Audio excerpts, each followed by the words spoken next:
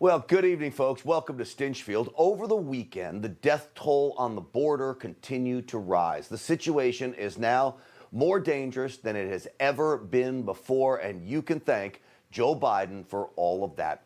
As the migrant surge continues, Border Patrol agents are telling me the cartels are using the massive number of people coming to America as cover. They're exploiting them.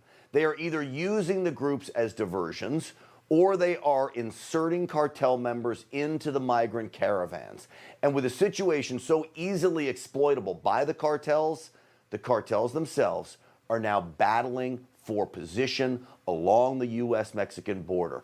Over the weekend, during a series of gun battles between rival cartels, the brutal factions of these drug dealers killed 18 people, including innocent civilians. And as proof that it is the cartels that control the Mexican side of the border, Breitbart News is reporting the Mexican federal police did not even show up to one shooting, leaving Mexican state police without any backup. And the cartels, of course, had free rein through it all. Remember, it is Team Biden that created this situation, and nearly everyone agrees his so-called border czar is a useless disgrace. Kamala Harris has yet to visit the border. Beyond that, I don't think she's come up with one policy issue that would help slow down the onslaught of migrants. Her failure to act here, her failure to find solutions, and her failure to take any real interest in the border crisis is debilitating. It's why I am joining over 50 House Republicans that are demanding Kamala Harris either step down or be removed from her position as border czar. Somebody's got to deal with it. And she was appointed by President Biden to deal with it. She hasn't been at the border. She hasn't even pretended to care about it. No, in fact, it's been 90 days as the border czar there, Kamala Harris, calls herself, and still no visit. So scores of Republican lawmakers have made the trip to Texas and Arizona to witness the problem firsthand. A few states are now stepping in to pick up where President Trump left off. Texas will put $250 million to complete the border wall, and Governor Abbott says if that's not enough, he will help raise private money to finish off that wall if need be. I can tell you he'll have no problems doing it, as many of you offered to donate to us to raise money for the wall. And so, look, go find Governor Abbott, give him your money. Florida Governor Ron DeSantis is permitting Florida tax-funded law enforcement to assist Texas and Arizona cops after we saw a spike in illegal crossings of over 700% in May. And just this weekend, Governor Abbott ordered all inmates in the Dolph Brico prison in South Texas to be transferred to other facilities.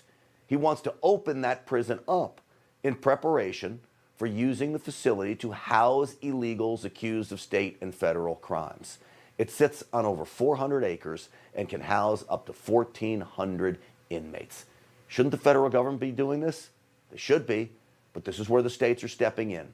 This is part of the expansion of Operation Lone Star, initiated in March by Governor Abbott. The officers from Florida will most likely join 1,000 Texas state troopers and National Guard troops helping Border Patrol and helping patrol the border in towns looking for illegal alien criminals. Since the program began, more than 30,000 migrants have been referred to Border Patrol. The operation has netted more than $1 million in currency seizures, 62 firearms, and more than 6,000 pounds of marijuana, cocaine, and methamphetamines. The sad part of all of this is the lack of help from the federal government. No interest from the Biden administration. So instead of allowing federal law enforcement officers to capture illegals and deport them like President Trump was doing, Team Biden has made it clear anyone who wants to come to America can. All they need to do, claim asylum, or for that matter, just claim you're a victim of a crime. You're in. And by the way, Air America is in full swing, as the Biden administration is now allowing for unaccompanied minors to request their loved one back home be flown to the United States on the American taxpayer's dime. In some cases, asylum seekers are even now being flown into the United States as well for free, saving them from making the dangerous trek to cross our border. Folks, dangerous it is. This is just over a past few days, okay? Texas cops found 40 migrants locked in a horse trailer. The sweltering Texas heat could have killed them all. Along the Rio Grande, sheriff's deputies rescued 17 migrants abandoned by smugglers with no food or water. 5 were taken to the hospital with extreme dehydration, kidney failure, and symptoms of the China virus as well. And earlier last week, police found 108 migrants crammed into a trash-filled stash house in the border town of Holton, Texas. Look at those pictures. This is government-sponsored abuse. These are the people that made it to Texas. The harsh reality is many don't, and their journey often starts in Central America, where they are then forced to hike through the dangerous Darian Gap, a remote mountainous jungle controlled by violent smugglers between Colombia and Panama. That is where Newsmax Chaos correspondent Chuck Holton just wrapped up from reporting from. It's rainy season here in the Darian Gap, that trackless jungle between Colombia and Panama. Along these rising rivers floats a flood of human misery. Rarely seen numbers of migrants from across the globe are taking their chances on the 6-day walk through the jungle, heading to the U.S. Many of them never make it out alive. Most disturbing are the large numbers of children and babies being carried along on this trek, a result of immigration policy that gives parents with children preferential treatment when they enter the United States. But too many of these little ones are dying along the way. Bajo Chiquito is the first outpost of civilization the migrants reach in Panama. The village has neither running water nor electricity, but one thing they have too much of is visitors. Men, women, and children come limping out of the jungle all day long, exhausted, sick, and injured, suffering everything from parasites to trench foot. But that's not the worst of it. Bands of criminals roam the lawless jungle, lying in wait for the migrants. Murders happen almost every day. Everyone is robbed, and most women are raped. One Indian woman suffered abuse so graphic we can't show it here. Congressman Tom Tiffany recently visited Bajo Chiquito to see for himself. This is an incredibly arduous journey that people are going through the jungle. We see it right here. People's feet torn up, being carted around in a wheelbarrow. It is awful what is going on, and there's no reason for it. Everything is bad out there. There were bodies on the trail, even decomposed ones. It can be stopped if the Biden administration would just say, we're going to secure the border once again, because that's what's unleashed this. It was bad. My advice, don't go into that jungle. Don't enter. Again, Joe Biden and his team is responsible for all of this. I want to welcome now to the program Chuck Holton, who is live from Panama. Chuck, welcome. Amazing pictures. The other story that wasn't in there was you encountered a dead baby along the way. Why don't you tell me what you saw and what happened there? That's right, Grant. There are babies dying every day. That's really the thing that has changed through all this. There have been migrants coming through that jungle for many years, but the numbers are much higher now, and the number of children and pregnant women is especially high right now. What we found is that these babies are dying every day. There was a baby that made it into Bajo Chiquito, that village we were in, that then died of dysentery and was just left sitting on a table for like 8 hours and almost caused a riot among the migrants who were there because they felt like the authorities weren't doing enough. But the authorities are absolutely overwhelmed. They're doing everything they can. They're spending millions of dollars a month for food for these people, and that's for a very small country like Panama. And Chuck, then there's the violence. I mean, I take it there's smugglers in there, drug dealers in there, and I'm sure people trying to exploit the situation, you know, wanting to be paid just for passage. No, that's right. Everybody gets paid along the way. Everybody is a smuggler in that area. And the people that came out of the jungle, every one of them said, all of us were robbed.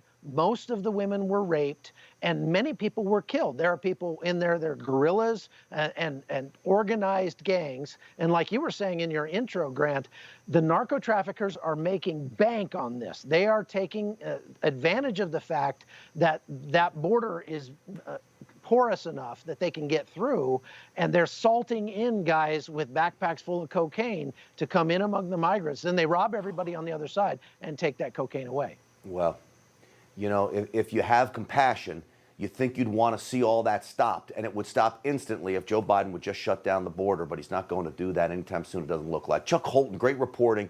Thank you, as always, for coming on the program. So, folks, this border crisis is unmitigated, and it's getting more and more deadly by the day, which is why Kamala Harris needs to be removed as the border czar for the very reasons you just saw there in those pictures. This should not be happening to people, okay? Now, someone serious needs to replace her, someone with the knowledge to lead us through this crisis. 56 House Republicans have written a letter to Joe Biden requesting just this, that Kamala be removed from her position. Those Republicans are led by Republican Congressman of Wisconsin, Glenn Grothman. He joins me now. Congressman, I want to welcome you to the program. Well, thank you for having me on the program. You're absolutely right. Something has to be done with Kamala Harris. I'm no big Joe Biden fan, but nobody can tell me that when Joe Biden appointed Kamala Harris to be the point person on the southern border, that 12 weeks later, he anticipated she still would not be down there. We all make bad hiring decisions. I think Joe Biden should admit this was a mistake. Kamala Harris is not up to the job. Let's find somebody else.